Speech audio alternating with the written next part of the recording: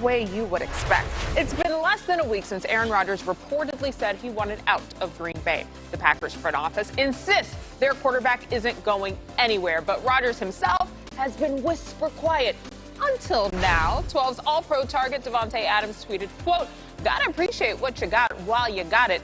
A cryptic message for sure, but Rodgers couldn't resist and he liked the tweet. NFL legend Terry Bradshaw, a lot less subtle with his opinion on the matter. And if you think all quarterbacks have each other's backs, think again. Does Rodgers have a right to be this upset with the Packers? With him being that upset shows me just how weak he is. Who the hell cares who you draft? I mean, he's a 3-time MVP in the league, and he's worried about this guy they drafted last year at number 1. And for him to be upset, my God, I don't understand that. Pittsburgh drafted Mark Malone, number 1, Cliff Stout in the 3rd or 4th round. I had him coming at me from all angles. I embraced it because when we went to practice, I wasn't worried about those guys. You know, it didn't scare me a bit. Here's what I'd do. I wouldn't budge. Let him gripe, let him cry, retire. You're 38. Go ahead and retire. See you later. I mean, I'm really strong about stuff like that. Yeah, tell us how you really feel, Terry. All right, joined now by Michael Robinson, D'Angelo Hall, and Mike Garafolo for this chat here. Settle in, y'all, because we're going in. All right, Terry Bradshaw coming in hot. He called Aaron Rodgers weak, among other things, in that interview. D. Hall, I'm going to start with you. Do you agree with Bradshaw here?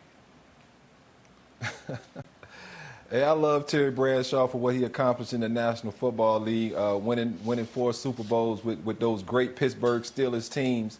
But I guarantee if Terry Bradshaw played in this era, with the amount of power, the amount of money that's being thrown around to these players, especially at the quarterback position, I think maybe he would want a little bit of an input, too, as far as who comes into his locker room. Aaron Rodgers is one of the greatest quarterbacks to ever put a jersey on. And I think that guy has earned the opportunity, the right to be involved in the decision-making process, to go out last season and do what he did. At 37, 38 years old, Aaron still has a ton left in the tank. I could have told Brian Gutekunst this before he drafted Jordan Love. Aaron Rodgers got a lot more in the tank. If you saw Eli Manning, Phillip Rivers, Ben Roethlisberger, all those guys who came out the year before Aaron Rodgers dominate the league and continue to play up into their late 30s, they all retired now, I probably would have said, hey, Aaron, you are the future, but to go and draft a guy like Jordan Love, I think was counterproductive. I'm all for Aaron Rodgers feeling the way he feels. He has the right to feel that way. D. Hall, Jordan Love was drafted in the 2019, it was last year is what I'm saying, right? So it takes him a whole year to start airing this stuff out? I mean, come on, man. The last 2 years, the Green Bay Packers are 26-6. They've been to 2 consecutive NFC Championship games. So, I mean, what more input does he want? I mean, he has an all-pro wide receiver, which most consider to be one of the tops in the National Football League, talking about Davante Adams. You have a running back who just a couple years ago led the whole league in scrimmage touchdowns. He's a baller, right? Aaron Jones. Robert Tonyan is an emerging tight end, and I get it. He wouldn't be emerging without Aaron Rodgers, but he is an emerging tight end. And then you draft another A-Rod and Amari Rodgers out of Clemson, who is a dynamic playmaker. I mean, I just don't know what Aaron Rodgers wants. You say he wants maybe some more say on the picks. I think that when you're making $33.5 million from a team like Aaron Rodgers is, I'm pretty sure they go to him with some draft decisions. They just don't always use his advice. So what? I just don't know what Aaron Rodgers is looking for. And my thing is, if you're really that pissed off, if you really want to get out, D. Hall, step up to a microphone and tell everybody your grievances so that we can stop being in a no man's land. Stop liking cryptic texts, man. Just go out there, be a man. Yeah. Say it. Exactly. I'm 100% with you. Say it with your chest, 100%. But you asked the question. I'm sorry, Jeezy. You asked the question, Rod. What's better than 1 all-pro receiver, buddy? 2, 2 all-pro receivers are better than 1. Because I tell you what, with that 10th pick, you move up and draft Jordan Love. Imagine if Justin Jefferson would be opposite Devontae Adams. And I'm just throwing a name out. Got him over the NFC Championship. 18. But imagine, do you think it would have got them over the NFC Championship? Yes, I do. Game? Yes, no. I All do. they had to do was scramble. All they had to do was scramble. Justin Jefferson play last season. To Mike Robb's point about Aaron Rodgers stepping up to a microphone, I'll say this. Rodgers can end all of this with one tweet, with one statement. He can end it quickly. And he is not lifting a finger, nor is he taking the opportunity the other day at the Kentucky Derby to step in front of a microphone and end it. So that should tell you all you need to know about the veracity of everything that everybody has said and all the reports to this point, or at least most of the reports to this point. Now, Mike Robb also, what would he like? From what I'm told, the Tom Brady model, where Brady is dictating a lot of the personnel moves that are happening in Tampa to the point where he got 7 Super Bowls, he was able to get Antonio Brown. He got 7 Super Bowls. To the point where I'm not advocating for him. I'm just telling you what he wants. And to the point where he's able to get Antonio Brown after the coach, Bruce Arians, unequivocally said that they would not sign Antonio Brown. And Aaron Rodgers is sitting here saying, I can't even get them to draft somebody in the first round to help me out and to keep Jake Kumaro around. Jake Kumaro. Or so keep a guy on the roster. This is the frustration for Aaron Exactly. All right, guys, here's the interesting. Hold up, MJ. Can I say one thing before we go? Please, Emrod. Research found this for me, and I gotta say it, okay? In the 10 years since Green Bay won the Super Bowl, 10 years, you know Aaron Rodgers only got 1 Super Bowl. All this greatness, all this goatness, all this, and he got one of them things, D-Hall. He got the same thing as I do. 1, all right? The Packers are one of 8 teams to reach multiple conference championships, and the only one of those 8 to not win one. They're 0-4, bro. 0-4. To me, when you're making that much money, a lot of that, I need my quarterback to be special in special moments. I'm just saying. But it's still a team game. I'm sorry, MJ. It's still a team game, right? We can't give Aaron Rodgers every single take the blame for every single thing that goes wrong. Can we say Aaron Rodgers is a hell of a quarterback? Can we say that? Can we all agree? Yes. I'm a fan of him. I'm a fan of him. But he's too good to be acting like this. He's too good to be acting like this. All them fans, those Packer fans deserve better. I'll agree with that. Yeah, Aaron Rodgers is sitting back right now, sipping that tea. He's not about to spill a single drop. He loves all of this, all this speculation. It only builds his case. One thing Terry Bradshaw said in that rant, if you will, in that interview was he was showing up to practice. He wasn't worried about anybody. This goes way deeper than him worried about Jordan Love. He's not worried about Jordan Love. Look what he just did. There is more to this. There are layers, but we won't know until Aaron releases us from the clutches of this rumor of all of this swirling. All right, guys, I know we could go on for an hour, but it's only an hour show, so we got to keep it moving. That's what's going on in Green Bay. Over in San Francisco, a different story. They, of course, traded up to get Trey Lance, 3rd overall in this draft. Their current QB, Jimmy Garoppolo, he's taken the move in stride. He appeared on a pair of radio interviews, Garoppolo praising the communication between him and general manager John Lynch ahead of the draft. Now, Jimmy says he's embracing the situation overall. I know it's going to be competition between us, like it was with me and Tom when I got drafted to New England.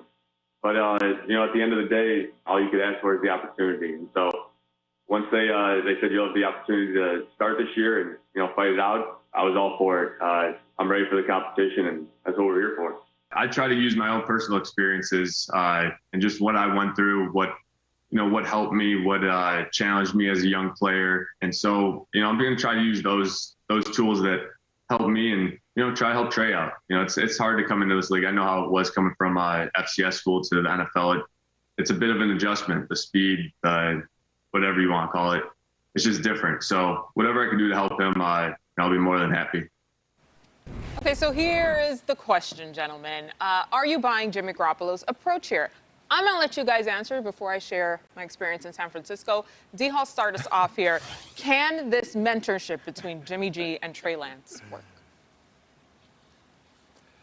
I mean, I think it can work, and I think it can work because it has no choice but to work, right? Jimmy G understands his position in this marriage. He's on the way out. And it's funny that he compared the situation to when him and Tom Brady were competing. They weren't competing, and that's the is in a different reality. Him and Tom Brady were never competing. He was brought in to be Tom Brady's backup. And I think he understands in this situation, Trey Lance is brought in to be the eventual starter in San Francisco. When you give away that kind of draft capital, you know that Trey Lance will be the guy. It's just a matter of when will he pick it up. And so I think it's great for Jimmy G to go ahead and say, hey, I'm going to do everything I can to make sure this guy is ready to play. Because that's what the National Football League is, especially to a guy who's not an elite player. It's just a turnkey system until we find an elite player. And Jimmy G, I think, understands he's not an elite player. Trey Lance has the opportunity to be an elite player. I totally agree with you, D-Hall, and great job by Jimmy G. I got to give him a little bit of a clap, right? Because at the end of the day, that's how a mature quarterback handles a little bit of competition. Now, I got to say this, D-Hall, like we talked about earlier. It ain't the exact same situation, right? Aaron Rodgers is transcendent talent, right? Jimmy G is a guy who fell into a situation. But I'm talking about the mindset, bro. I'm talking about the mindset. The mindset that he really don't care. It's as long as he has an opportunity, he wants to go out there and show what he can do. You really think they're going to make the change at quarterback in San Francisco if Jimmy G is going out there balling, the team's undefeated in the first 6 games or anything like that? No. Trey Lance is going to sit on the bench, right? But at the end of the day, that's how you handle it. I think Jimmy G said the right stuff. And to your point, you know, they already have their roles, right? He already know when you spend that capital to go up to number 3 to get a dynamic quarterback who adds a level of skill set that Jimmy G just doesn't have. I'm talking about those legs on Trey Lance. Yeah. When you move up to get a guy like that, again, it's the writing on the wall for Jimmy Garoppolo. Okay, here's the thing. Here's the question posed earlier today while we were hashing this segment out in our production call. Is he for real? Is this authentic? Let me be a character witness here for James Richard Garoppolo for a moment. Because the first day I stepped into the 49ers locker room, having been to many others, I asked straight out, hey, what's the situation with Jimmy? Is he like a no-fly zone? You can't just be walking up to any quarterback in the National Football League. And everyone said, absolutely not. Go right up, talk to him. He is the coolest guy. He is a team guy through and through. Almost perhaps to a fault. So maybe this can serve a dual purpose. Trey Lance can maybe spark that little extra edge that Jimmy needs to get to that point, or truly, as Kyle Shanahan said a week ago, he's the perfect guy to have Trey Lance come into this league and mentor him. All right, guys, thank you. Let's get you at home caught up on some other headlines from across the league. Jets defensive lineman Quinnen Williams, he broke a small bone in his foot. He will undergo surgery. Williams is expected to be sidelined for 8 to 10 weeks. He should be good to go for training camp. The Ravens have signed veteran left tackle Alejandro Villanueva to a 2-year, $14 million deal with $8 million guaranteed. Villanueva was a 2-time Pro Bowler with the Ravens' rival, the Pittsburgh Steelers. And get ready for the biggest NFL season ever. 32 teams, 17 games, and on May 12th, the entire 2021 schedule is revealed live on NFL Network and ESPN2, including Brady's return to New England, Trevor Lawrence's pro debut, and Mahomes versus Rodgers in a quarterback showdown for the ages. The 2021 NFL schedule release presented by Verizon, 8 Eastern, Wednesday, May 12th on NFL Network and ESPN2. Here are some of the things to look forward to in that schedule release. The kickoff will go down September 9th. Get ready for a regular season Week 17 game. The Steelers, they have the toughest strength of schedule, while the Eagles have the easiest. And Super Bowl 56 from SoFi Stadium here in Los Angeles will take place February. I was ecstatic when they made the pick. I thought that they didn't really understand or recognize the era of their ways. They kind of went away from the power running game. And I think with that pick, they realized, hey, we have got to get back to running the football. And so I think Najee was the best, was the perfect person for this opportunity. All right, high praise from the Hall of Famer there. M-Rob, will Najee Harris have a bus-like impact on the Steelers' offense this season? Yeah, even bigger than the bus's impact. And the bus, Jerome Bettis, that's my dog, right? We done hung out a few times, but this kid, Najee Harris, woo! This dude can go D-Hall. I mean, and really the reason why I think he's going to have such a huge impact, not only is he explosive and he runs the ball between the tackles with power, speed, agility, all of those types of things. I think he's a little bit of a more explosive Le'Veon Bell because he does have that type of patience. But what I love about him, he could be featured in the passing game. He had over 700 receiving yards in college. And when I mean featured, not just running option routes out of the backfield. I'm talking about you can detach him, put him outside the numbers, 2 yards outside the numbers. You can give him signals, run slants, fades, all of those things. He's that type of a special athlete. I'm not sure if we've seen a guy that big, that athletic, doing things out of the backfield like Najee Harris. Yeah, M-Rob, I was going to say, I don't know if he'll have a bust-like impact because I put the bust in an extremely high regard. I had to play against that guy. He is a load. But Najee Harris, Lev Bell, I mean, what a comparison. Because you're absolutely right, man. You know, when Le'Veon Bell was catching that ball out the backfield and dicing guys up, that's what Najee Harris brings to the table. And we know he's going to be able to pound that football. But how do you keep defenses off balance? It's by matchups. And when you can split Najee Harris out at the number one receiver spot and have a linebacker go follow him or a safety go follow him. And so you're IDing it for Ben Roethlisberger, who has seen every look known to man defensively. Oh, my goodness. I'm over here I can't wait to see the Steelers on the football field because we know they were missing that run game, that power back. And now you have that and the possibilities of what that guy can also do in the passing game. Mike Tomlin and the Steelers hit it out the park with this one, man. I can't wait to watch that Steelers offense work. Yes, they did. Yeah, Jerome Bettis a bust there. Najee Harris, more of a crossover SUV, sports utility vehicle, maybe with his versatility. Either way, ready for anything. Range Rover, MJ. Boom, Range Rover. I like that. All right. On the latest He's Move the range. Sticks podcast, fellas, Bucky Brooks suggested the Patriots trade Cam Newton so that Mac Jones gets a chance to grow. D. Hall, how hot is the seat for Cam right now? You know, I go back and forth, MJ, because sometimes I think, I don't know if the seat's that hot, right? Cam Newton, I feel like, has an opportunity to be really good with this New England football team. You saw what they were able to go out and get in free agency. They've made a point to put some guys around him, protect him with that offensive line. The way that Cam's going to play, incorporating a lot of that run game, I just think that's the way Bill Belichick wants to play this season. But in the future, yeah, oh my God, you know, when you have Mac Jones and, like I said, the weapons you're putting around him, his ability to throw that football from the pocket, be accurate down the road, I think Cam has a short leash, but I don't know how hot that seat is just yet. I think Bill Belichick loves the way that Cam approaches coming to work every day. I think we on the outside see Cam doing interviews, sipping wine and things like that. But Coach Belichick sees the Cam that grinds, and I think that's what Coach Belichick has fell in love with, the hard worker that Cam Newton is. So I think he'll give him a little bit of leeway. Yeah, D-Hall, Cam Newton is a grinder, and I'm pulling for him. But let's be honest, when you draft a quarterback in the first round, top 15, who literally looks like a clone of Tom Brady. He's very accurate, highly accurate with the football. And we saw times last year where, Bill Belichick pulled Cam in games just to kind of settle him down and get things together. I'm not too sure if there's going to be many of those pulling Cam Newton in games, because when they pull him, I think this kid goes in and he stays in. So I don't think the leash is that long for Cam, and I'm not going to sit here and say that the seat is hot. But man, that thing a little warmer than lukewarm. You feel what I'm saying? He got the seat warm on in his Range Rover right now, big dog. Yeah.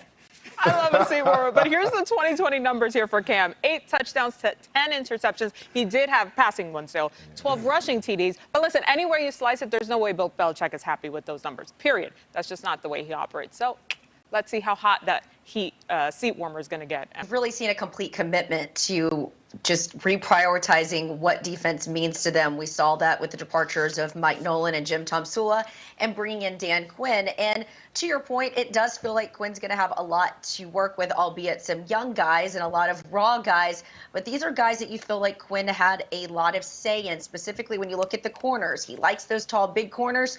He got 2 of the draft's biggest. And then I also look at the speed, everything from Micah Parsons to Jabril Cox. The other one, Nashawn Wright, and all these guys anywhere from 4.37 to 4.5s when you look at their 40 times. So these are the areas they wanted to address. And then they got a playmaker in Kelvin Joseph. Now, Kelvin Joseph was a guy who departed from LSU, only played 9 games in Kentucky, but he had 4 interceptions. And when I look at some of these picks, aside from the speed, aside from their playmaking ability, the one thing that does stand out is, yes, these guys have a lot of talent, but there were some risk associated with them. When I say that, I talked to a couple of guys that evaluated some of these players ahead of the draft. There are some character issues, but as I spoke with the Cowboys, some other teams may not have felt as certain. I was told by one source, we did extensive homework on these guys. We feel good about them, and they have certainly rolled the dice on players before. We'll just see if these guys pan out. But if they do, like I said, these are some really good players, and the Cowboys are banking on a lot of them to make immediate impacts. 8 out of their 11 picks on the defensive side of the ball, Jen, you're absolutely right. They had a focus on defense. And the thing about Dan Quinn's defense, it's simple in theory, right? It's that 3-deep type of a defense. And you talk about the corners and being able to stay over top, read through the receiver to the quarterback. But I'm looking at Micah Parsons. This guy is a franchise, not only a franchise player, but a franchise personality. Have y'all seen all the interviews he's been doing? This guy lights up a room, and he is a playmaker. He is the reincarnation of Bobby Wagner. The thing about it, Bobby Wagner is still playing at a high level. This kid he flies from sideline to sideline, and he does a great job in dropping, okay? Being able to drop in the zones and get interceptions, and he also understands how to rush the passer. 14.5 tackles for a loss and 5.5 sacks. The last time we seen this kid on the football field, which happened to be at Dallas Cowboys Stadium in his last bowl game. So I got a feeling this kid could possibly win Defensive Rookie of the Year, and he's going to change the entire culture on the defensive side of the ball for the Dallas Cowboys. Yeah, and Rob, I think you're absolutely right. When you talk about the kind of culture that needed to be set on that Dallas or in that Dallas locker room on the defensive side of the football. I mean, I watch games, against my Washington football team where they were just able to run the football at will. And it almost looked like Dallas quit. When you got a guy like Micah Parsons, that is not going to happen. But I want to talk a little bit about Kelvin Joseph because we heard Jane talk about him a little bit. Started out at LSU as a true freshman. You talk about a kid who has tremendous upside. And I started watching the film and I was like, well, he's playing safety on that play. Great pick. He's showing ball skills, an underthrown ball he went and got. In man-to-man coverage, he kind of struggled a little bit, susceptible to some double moves. But then I started thinking, I said, man, he's playing in Dan Quinn's defense, just like you said, Rob. Cover 3. So if we can get some pressure, if we can get those linebackers dropping, just think about what that linebacking core is going to look like. They're going to be able to drop in coverage. Jalen, Van Der Esch, Micah Parsons. They're going to be some of probably the most athletic linebacker core in the National Football League. Your corners aren't going to have to do much, right? They're going to have to keep things in front of them and go get the football when you see it in the air. And I think Kelvin Joseph has a tremendous upside when you talk about being able to go get that football. Guys, the Cowboys defense ranked toward the bottom of the league in some of the top metrics there. But now that they've checked off those boxes, definitely the way to go. What does it mean for the rest of the division? Well, here's what our experts at NFL.com think the NFC East draft selections overall. B's all around, but with some subtleties here. Eagles and Giants, B+. Washington, flat B. Cowboys, a B-. All right, let's bring in Mike Garafolo to the mix here. Was the NFC least last year? How many times did we use that on air? But as things sound now, which team is in the best position really for success this season? Mike G, lead us off.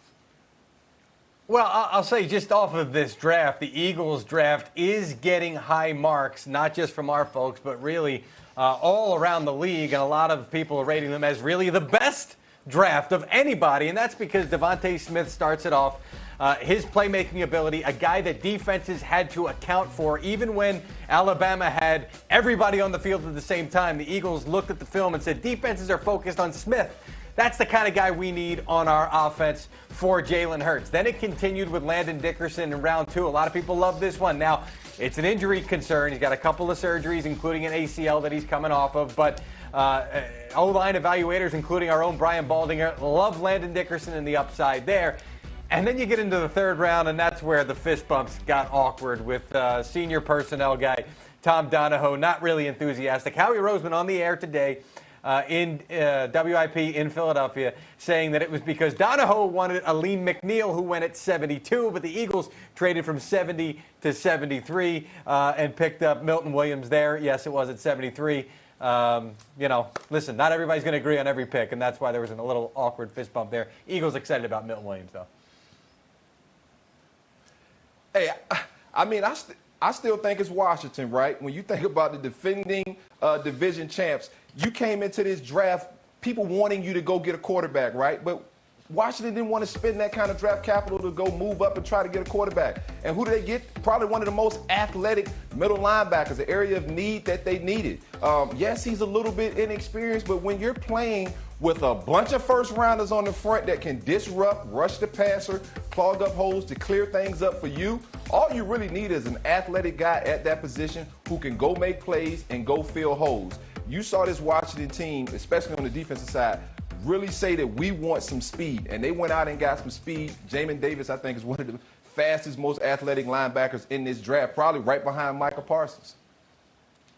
I tend to agree with what D. Hall is saying there about Washington, just when you look at the coach, when you look at the culture, when you look at what they did on defense, and then some of their offensive pieces. But I'm going to start with quarterback, and I still think the best quarterback in this division, not because I cover them, but because when you look at them objectively and what Dak Prescott was able to do before he got injured, he was on a path to break all sorts of records last year, and they must feel good enough about their offensive line that they didn't feel the need to address it until their 7th pick when they went and got Josh Bell. So they obviously feel good enough about La'el Collins, about Tyron Smith's health. And so defense, when I go back and look at when this team has been successful, it's when the defense has at least been middle of the pack. They've got to be better than what they were last year. And I think they will when you think about the energy and the clearer vision that I think that Dan Quinn has for this defense. The way Mike Nolan described what he was anticipating from his defense last year was very confusing to us, and it didn't really pan out when you looked at some of the picks that they took in the draft this year. But I feel like he's got a very clear, distinct vision, and I feel like the Jones family as well as Mike McCarthy have really listened, and I think that's going to be important. Offense was not the issue last year. Defense was, and I think if they can get defense just to be middle of the pack, this team could truly make a run in this division. Jane, I couldn't agree more with you. I like the Cowboys right now and what they're doing, especially having Dak Prescott, their leader, coming back, because I thought last year they missed him in leadership. But when you look at, I'm going to look at the New York Giants. When you look at the New York Giants, they did add an explosive playmaker in Kadarius Toney out of Florida to go along with Kenny Golladay, Kyle Rudolph, John Ross, and some of those other weapons that they acquired in free agency. But guys, this thing is going to come down to Daniel Jones to me, right? I've been saying it this year, this offseason. I said it last year. Daniel Jones needs to get the bad play out of his football. Yes, he can't block everybody up front, but he can hold on to the ball when he gets hit. It just seems like so many times we're screaming at the TV, Daniel Jones, throw the football, throw the football, throw the football, and then it ends up in a bad play. So if he can get the ball to guys like Saquon Barkley, get the ball to Kenny Golladay, hand the ball off or throw bubble screens or something like that to Kadarius Toney, who, again, had over 20-something forced missed tackles last year in the NCAA. If they can get the ball to those playmakers, I think they'll be fine. But Daniel Jones, give up the bad plays, man. It's hurting your team. Listen, this division needed to get it together, and quickly. There hasn't been a repeat NFC East champion since 2003, 2004. It was the Eagles who were the last team to do it. Time to get back on track. Thanks, everybody. All right, coming up next.